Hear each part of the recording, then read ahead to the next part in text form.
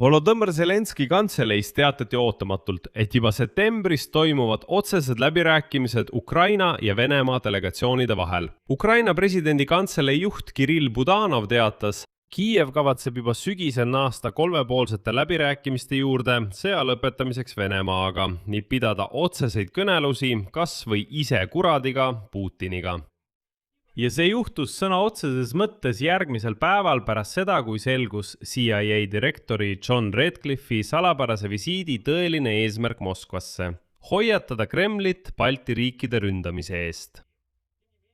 Siiski võib tunduda, et läbirääkimistest pole juttugi, sest nii Ukraina kui ka Venemaa suurendavad vastastikuseid raketi- ja droonirünnakuid linnadele. Aga endine Trumpi erisaadik Kit Kellah kinnitab, et tõelisest rahust ollakse veel väga kaugel. Kuid just eskalatsioon toimub alati enne otsustavat läbirääkimiste vooru, sest kumbki pool püüab panuseid tõsta ja endale paremat läbirääkimiste positsiooni välja võidelda. Vaatame kogu olukorra põhjalikult läbi, alates Budanovi avaldusest kuni luureandmeteni uue mobilisatsioonilaine kohta Venemaal ning sellest, kuidas Putini raketirünnakud Ukraina vastu pöörduvad tema enda vastu. Minu nimi on Aleksei Betši, arutame seda teemat koos, aga enne kui alustame, palun tellige kanal, pange like ja jätke oma kommentaar.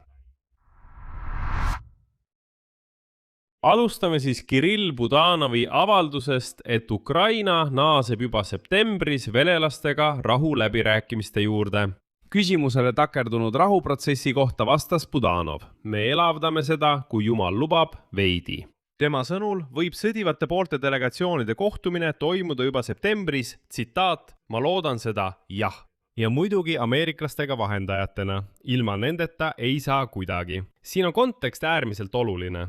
Viimased läbirääkimised Venemaa ja Ukraina vahel toimusid 17. ja 18. veebruaril Genfis ning pooled ei suutnud siis jõuda kokkuleppele territooriumide ja julgeolekugarantiide osas. Ja nüüd täna. Šveitsi välisministeeriumi esindaja teatas valmisolekust taas pakkuda läbirääkimisteks platvormi, rõhutades, et tema riik toetab kõiki diplomaatilisi algatusi õiglase ja püsiva rahu nimel ning on kontaktis kõigi osapooltega. Aga Kreml on seni vaoshoitud. Seal teatati, et neil puudub teave järgmise läbirääkimiste vooru konkreetsete plaanide ja ajakava kohta. Kuigi Venemaa presidendi pressiesindaja Timka Peskov märkis, et Venemaa on avatud dialoogi jätkamiseks ega lõpeta selle küsimuse arutamist ameeriklastega. Kuid nagu te mäletate, töötasid Ukraina, USA ja Euroopa eelmisel päeval rahuplaani üle ning see on juba venelastele üle antud. Venemaale. Nii et kui venelased ütlevad, et nad ei tea midagi, siis nad valetavad häbitult. Plaani andis Lavrovile isiklikult üle Vatikani esindaja teisipäeval, kui ta lendas Moskvasse koos CIA direktoriga. Aga siin on meil veel üks oluline taust. See on see, mis juhtus vahetult enne seda Budanovi avaldust ja mis muudab kogu diplomaatia konteksti väga palju. 25. augustil lendas ootamatult Moskvasse CIA direktor John Ratcliffe. Alguses rääkisid allikad ainult kontaktidest luureteenistuste vahel, kuid hiljem selgusid palju konkreetsemad üksikasjad. Wall Street Journali ja Politico andmetel, viidates informeeritud allikatele, John Ratcliffe hoiatas Kiilast Vladimir Putinit NATO riikide ründamise eest, just Ukraina vastu peetava sõja ummikseisu tõttu. Jutt käis agressiooni lubamatusest Venemaaga piirnevate riikide suhtes, Eesti, Läti ja Leedu. Nimelt võib just Ukraina sõja ummikseisu tõttu Putin otsustada sõda laiendada, kuid USA hoiatas teda seda mitte tegemast. Samuti teatatakse, et Ratcliffe kutsus Kremlit üles vähendama Iraanile antavat sõjalist ja majanduslikku toetust. Iseloomulik on ka detail lennu enda kohta. Tuletan meelde, et Ratcliffe lendas Moskvasse sõjaväelennukiga C-17 ja ta lendas välja Lätist mööda seda sama marsruuti, mida me oleme teiega juba varasemates saadetes arutanud.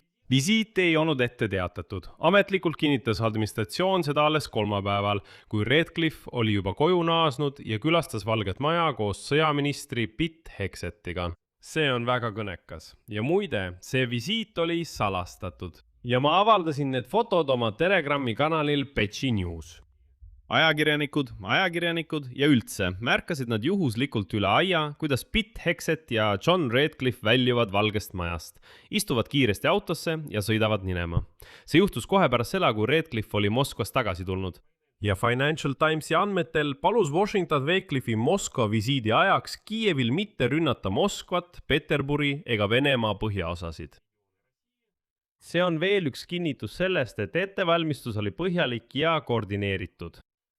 Trump ise ütles pärast Radcliffe'i Venemaalt naasmist, et too tuli Moskvasse mingil, nagu ta ütleb, poolrutiinsel põhjusel. Ja ta eitas, et Radcliffe saadeti Venemaale sellepärast, et Putin kavatseb kontrollida NATO otsustavust.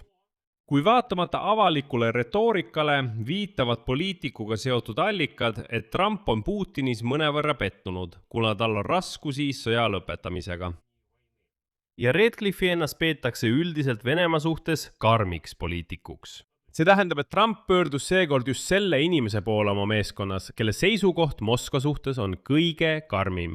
Olgem ausad, ta oleks võinud selle sama ülesandega saata ka Steve Witkovi, kuid Steve Witkov ilmselgelt mängib Putinile kaasa. Aga Putin, ilmselt tunnetades oma läbikukkumist, püüab sõjapinget tõsta, suurendades raketirünnakuid.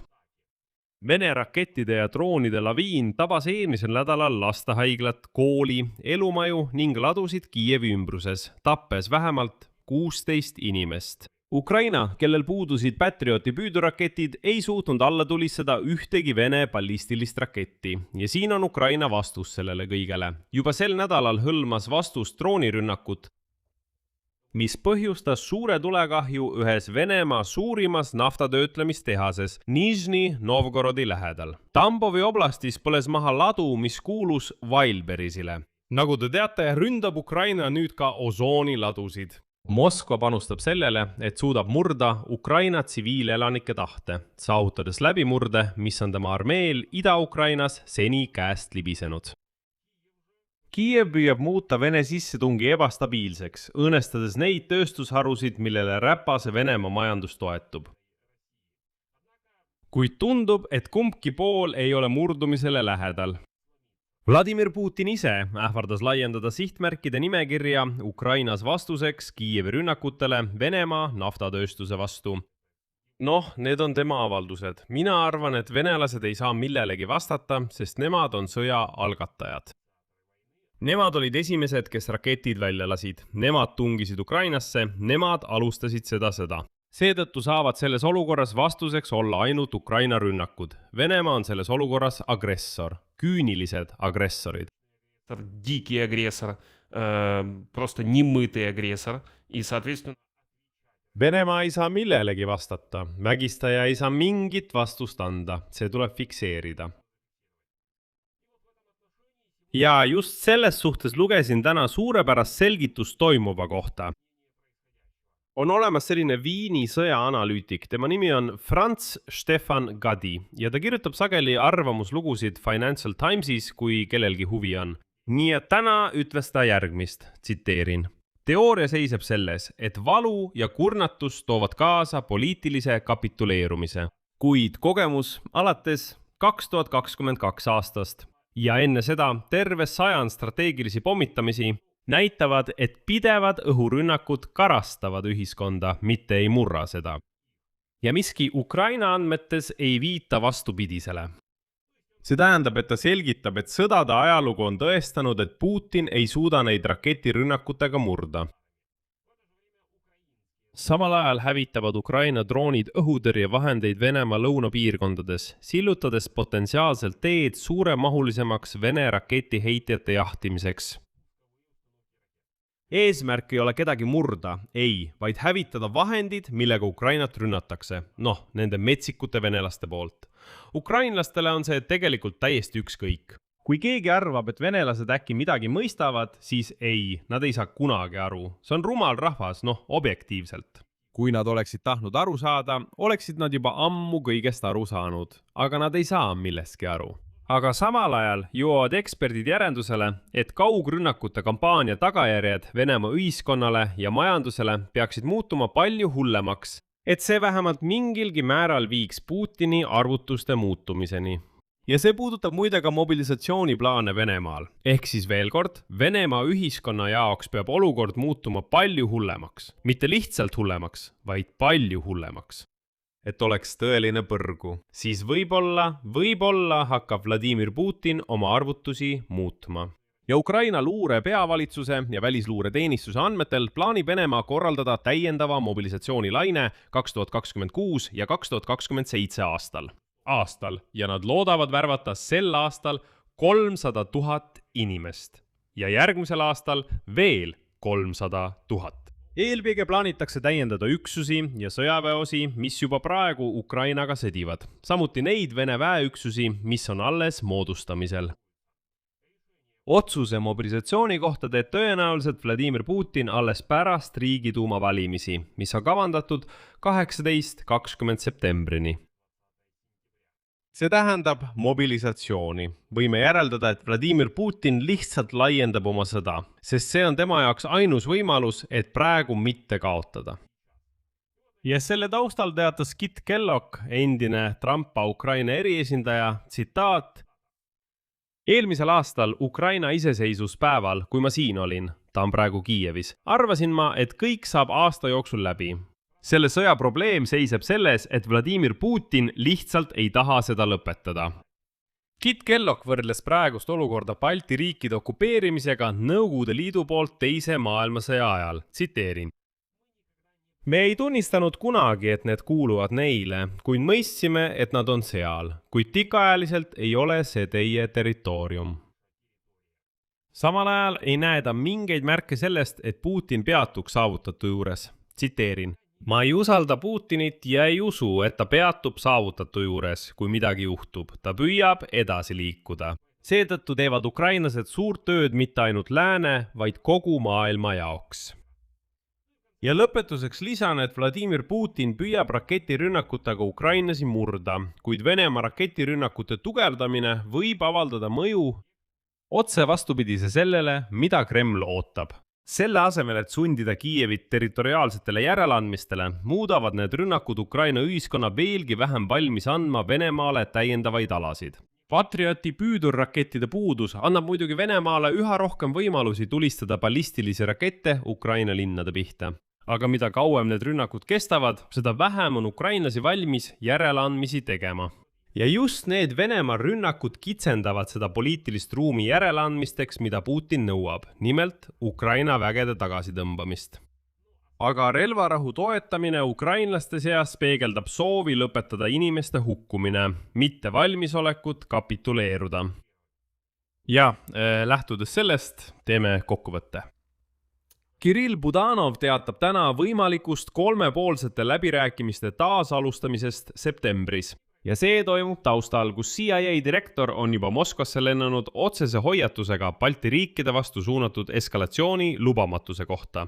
Paralleelselt fikseerime me sellise patiseisus õhusõja, kus praegu ei vii ükski strateegia, ei Moskva panus ukrainlaste tahte murdmisele ega Kiievi panus majanduslikule kurnamisele konflikti lõpule lähemale. Ei üks ega teine. Luure teavitab 600 000 inimese mobiliseerimise ettevalmistamisest Venemaal. Ning Kit Kellogg prognoosib avalikult, et Putin ise ei peatu. Seetõttu on Ukrainal ja läänel ainus vahend võita, jätkata Putini lämmatamist ning teha seda võimalikult karmilt. Kordan veel kord, venelased on metslased, kes, tuletan meelde, kutsuvad Riigiduumas avalikult üles pommitama rahulikke Ukraina linnu. Et nagu nad ise ütlevad, murda ukrainlaste tahe, et nad tuleksid käed üles tõstetud vastu Vene okupantidele. Aga Putinit tuleb survestada mitte selles tempos, mis praegu toimub, vaid palju karmimalt.